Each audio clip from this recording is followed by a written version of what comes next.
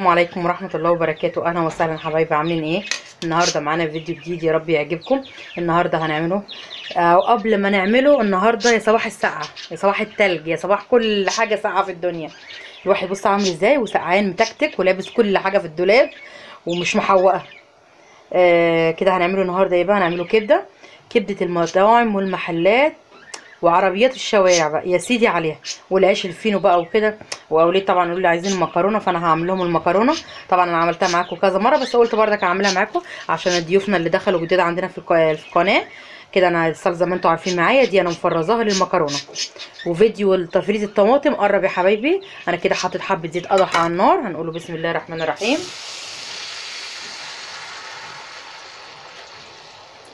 بالمنظر ده كده يا دوب حبايبي، هي بتغلي غلوتين بس عشان بصوا انا مسبك، بصوا عامله زي الصلصه اللي بتشتريها من بره، اللي هي الجاهزه بالمنظر ده. وحاطه هنا ميه اهي عشان المكرونه تتسلق بالمنظر ده كده. اعلي النار كده يا دوب الصلصه بس تغلي معايا غلوه. هحط البهارات بتاعتي، فلفل اسمر ومرقه وحبه ملح صغيرين. بس انا بعمل المكرونه بتاعتي بالمرقه، ولا بعملها بالثوم ولا بالبصل.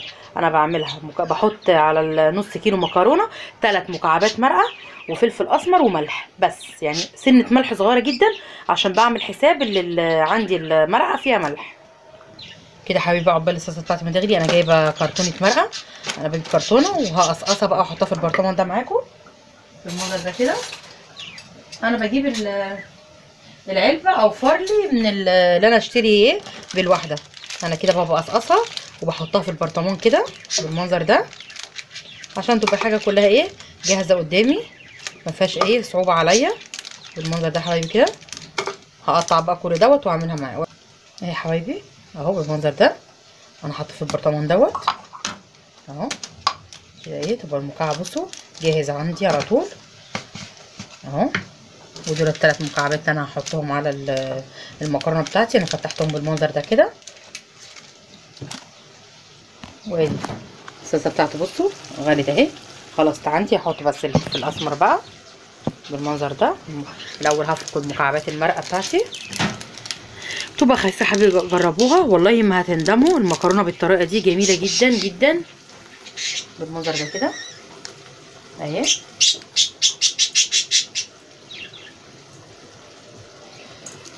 النهارده الله المستعان على الجو الصراحه فظيع. حبه فلفل اسمر، معلقه كبيره كده بس كده. لو عايزه ملح مني هحط كده حبايبي. المكرونه بتاعتي خلاص خلصت اهي بالمنظر ده. انا هطفي عليها بقى كده حبايبي. خلصنا المكرونه. انا كده بقى هتبل الكبده بتاعتي واحطها في التلاجة لمده ساعه، وبعد كده نعملهم مع بعض. ايه التتبيله بتاعتي بقى؟ انا بحط الكبده بتاعتي اهي بالمنظر ده. انا غسلاها بخل مش بميه بالمنظر ده حبايبي. الكبده بتاعتي اهي ومعايا توم ماشي حبايبي، ومعايا معلقتين خل بسم الله بالمنظر ده كده. ومعايا نص ليمونه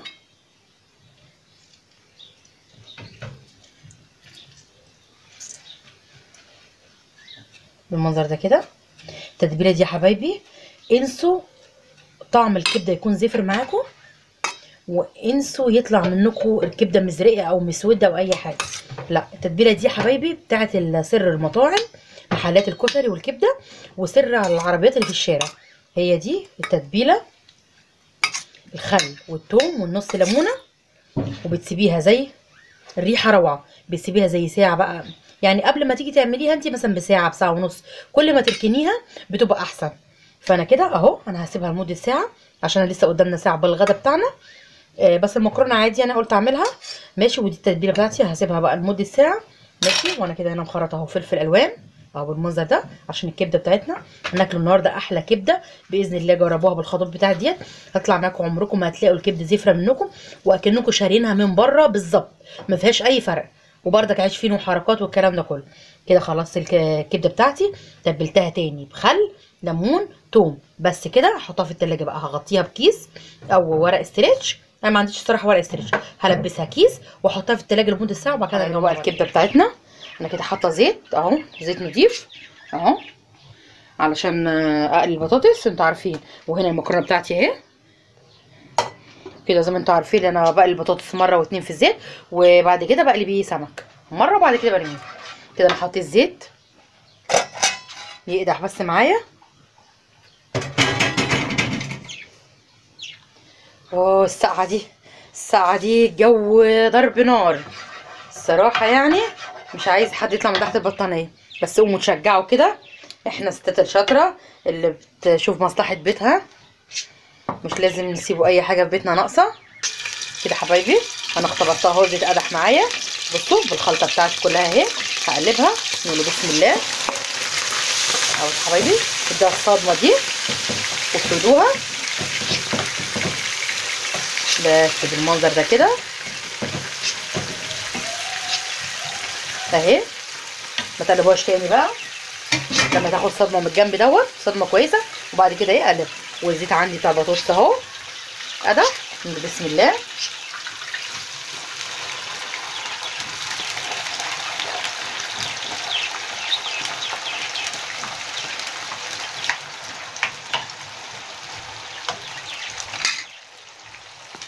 خلينا بس ايه، اهم حاجه الكبده خطوه بخطوه اهي. بصوا كده بقى اقلبها. خدي صدمه معايا بالمنظر ده كده. هسيبها بقى لما تشرب ميتها دي جاء كلها كده. بصوا الخل بقى والليمون والثوم كل ده، الميه دي تشرب. بعد كده هحط الفلفل بتاعي في الاخر. انا مش هحط الفلفل بتاعي دلوقتي لما الميه دي كلها تتشرب كده بالمنظر ده. الخطوات دي حبايبي بصوا خليكوا عليها، خلي الكبده معانا بسم الله ما شاء الله عليها، ولا زفره ولا فيها اي ريحه، ولونها حلو وطعمها روعه زي اللي بتجيبها من بره، واحسن كمان. احنا عاملينها في بيتنا نضيفه بحاجات احنا واثقين منها. كده حبايبي ده المخلل الخير انا عملته معاكم. بصوا منظره عامل ازاي. بصوا استوى. وده الفلفل اهو زي ما قلت لك احنا بنحب. بصوا المخلل اللي عندي عامل ازاي اهو. بصوا في النور، بصوا عامل ازاي جميل جدا.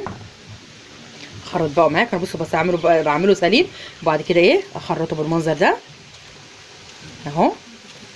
بالمنظر ده بيبقى طعمه جميل جدا. بصوا يومين اهو واستوى معانا المخلل، وناكله احلى مخلل من البيت نضيف. بصوا الخيار عامل ازاي يا حبايبي. جربوه بطريقه فص الثوم وعود ورق اللوري والشطه والكلام ده. بصوا احلى طبق مخلل بصوا في البيت، معمول بنظافه وبايديكي في البيت كده حبايبي. بصوا الكبده بتاعتي نزلت ميتها وبعد كده شربتها كلها. بصوا انا كده عندي الزيت بس.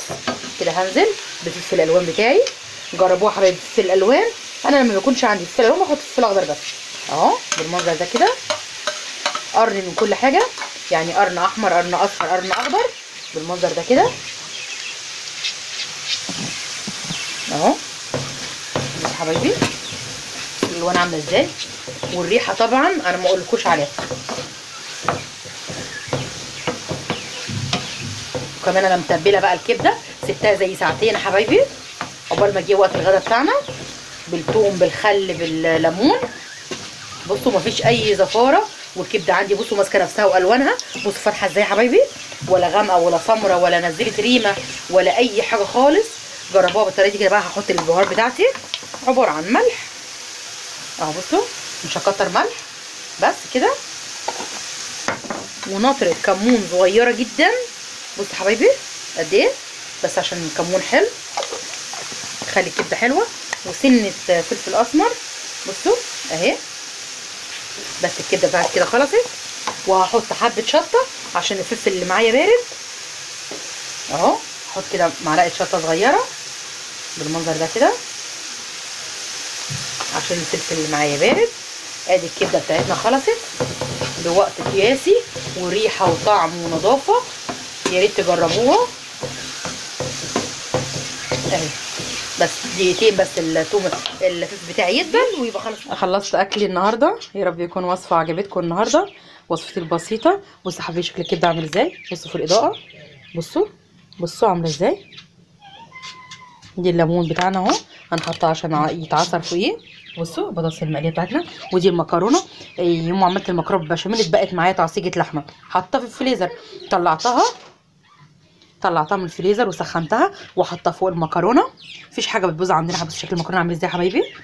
وده المخلل اهو، وادي سندوتشات الكبده. بصوا المنظر عامل ازاي.